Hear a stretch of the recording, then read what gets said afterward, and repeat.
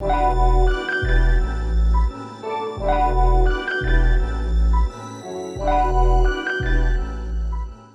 everybody, how are you?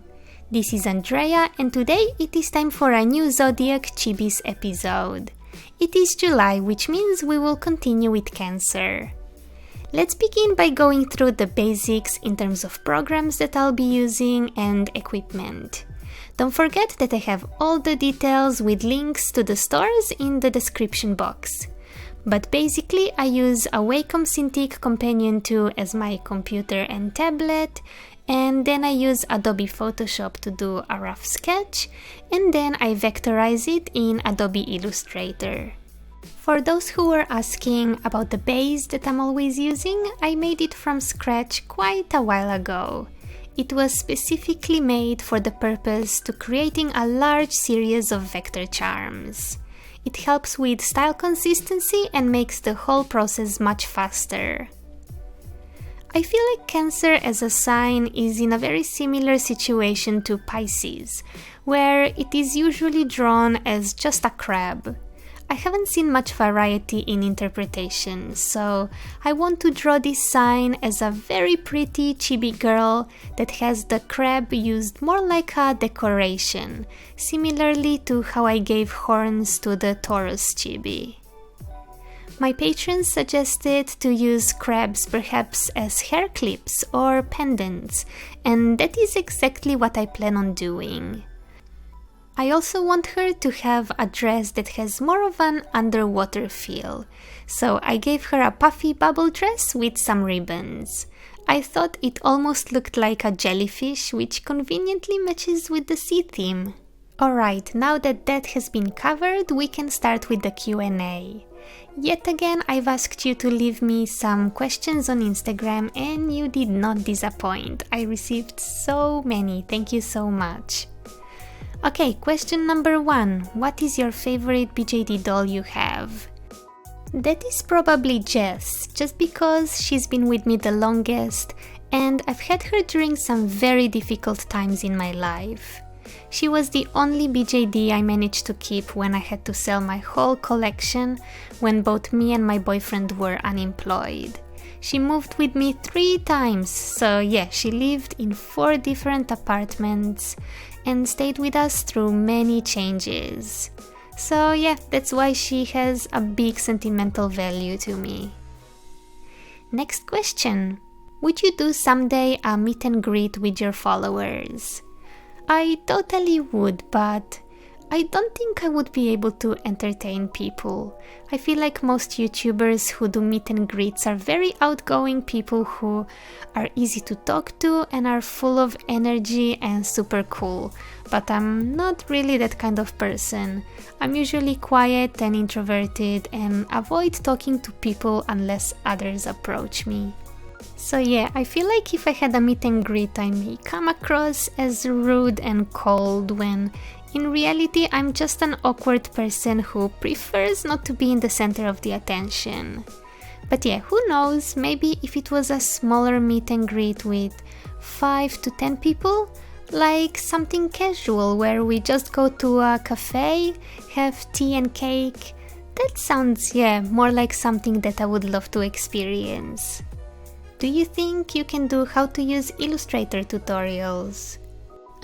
Probably not as a straight up tutorial. There is already so much content on the internet about that, especially here on YouTube. But I think this is where Twitch will come into play, because I will be streaming in real time. You will be able to see every single click and drag and shortcut that I use. And there is where we can talk about the process in detail, and I can maybe show and explain some basics too. So if that sounds like something that you would want to watch, check my Twitch channel and join me during my live sessions. Could you give some tips on how to get into the BJD hobby when you really don't have the money? First of all, I can totally sympathize. I've been there and I totally understand the frustration and desire to join the hobby when you practically have no means to join the hobby. In the end, I think it's all about setting up a plan of attack. Be smart and proactive. Like, what kind of compromises and sacrifices are you willing and able to make to save the required money?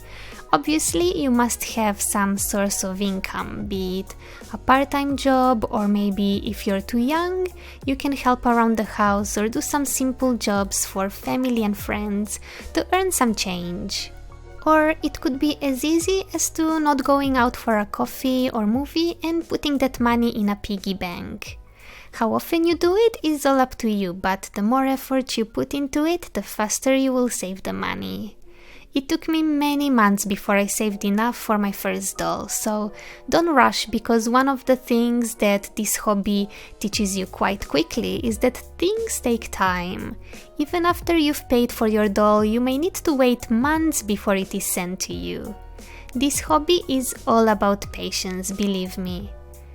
I also suggest joining doll communities such as Den of Angels. They will help you, support you on your journey, give you lots of advice and information, and help you stay motivated. On Den of Angels, you can also find a lot of information regarding cheaper dolls under $200, which could be a great option and resource if you're on a tight budget. Well, I hope that this helped at least a little bit. Good luck with your savings and getting your first doll. Next question, do you watch cartoons? No, I don't really. I watched some cartoons when I was a child, like Powerpuff Girls. But to be honest, I don't really watch almost anything anymore. I just don't have the time for it. There are so many series that people keep telling me to watch, be it Game of Thrones or House of Cards and so on, but I just can't sit down and commit the time to watch any of it. There is just so much that I want to create and do that I feel I'm wasting my time watching someone else's story when I'm so busy writing and experiencing my own. Someone convinced me to watch Stranger Things recently, but even then, I don't know, I just haven't found a series that brings me the type of value that I seek.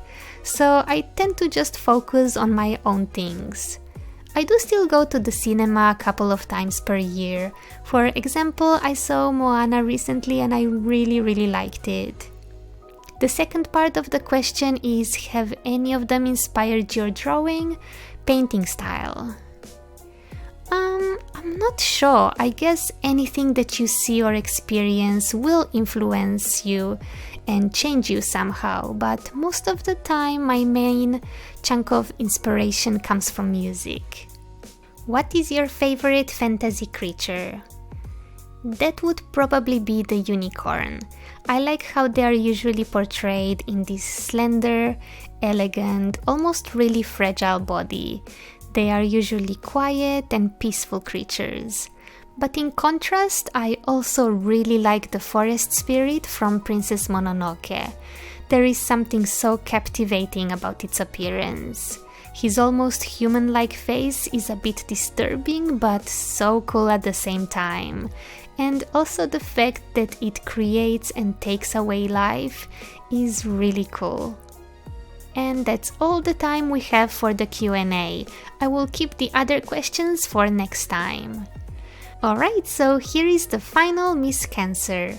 I hope that you like her as much as I do. I really wanted her to be super cute and bubbly, with lots of reds, yellows and oranges, some little white pearls as decorations, and a cute blue-green dress. The next sign in the queue is Leo, so if you have any wishes or ideas, drop them in the comment section down below. So yeah, this is all I have for today. Thank you so much for watching, take care, and I'll talk to you again next week. Bye!